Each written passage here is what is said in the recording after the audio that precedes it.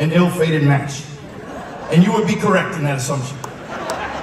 I think Michael Eisner from Disney, the president at the time, I think him and Mickey had a meeting and marijuana was involved. And Mike was like, Mickey, just hear me out here, Mickey. We're gonna have a blues festival in Disney World. And Mickey's like, I don't know. And they were deadlocked and Goofy was the deciding vote. And he's like, let's do this, let's go. And so they came up with this blues festival. They had this adult theme park in Disney World called Pleasure Island. Yeah. They had to change the name of it to Disney Springs for obvious reasons. Sounded too much like the bars that some of you gentlemen used to go to. So they changed it to Disney Springs, but at the time it was called Pleasure Island. It was the adult theme park in Disney, and they had a blues festival, and it was us and the Bo Diddley Band. And I was like, wow, this is gonna be great. And so they had two stages. They had a small, a large amphitheater stage that the Junior Wells Band was gonna play at, but we had the early time slot, and Mr. Diddley was gonna play the smaller stage, but he had the best time slot because every night at Pleasure Island was New Year's Eve. So they'd have the courtyard filled up, they'd drop the ball, they'd pass the champagne around. It was the best time slot. But Mr. Diddley didn't like this fact that the stage was small, and he wanted to play the bigger stage. Now I can tell this story because everybody involved in this story is dead.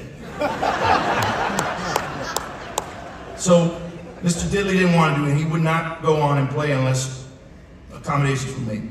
And so Junior agreed to switch. So we played the prime slot on the smaller stage, but in doing that, our first set got rained out. And we were sitting in the van. We had two Dodge 3500 vans because we had a 9-piece band with a B3 organ. And I was in the van with Junior and the older guys that didn't like me. And because I was the new guy. But we were sitting in the van, it's raining, and Junior's all pissed off that he had to switch, and this happened. And our drummer, Vern Taylor, decided that it would be a good time to tease him. So he was in the back of the van and he goes, hey Junior, hey man, that song you do, what my mama told me to. What your mama want you to do, Junior? Be a brain surgeon? And Junior looked at him and he said, nah man, she told me when I put a foot in a man's ass to twist it so it stays in there.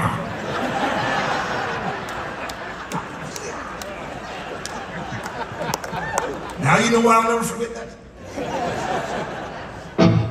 Junior was a very deep person. As deep as the ass he puts his foot in. So we're gonna do this for Junior. I should have did what my mama told me to, so I wouldn't have to work and I wouldn't have to sing the blues. A 1, a 2, you know what to do.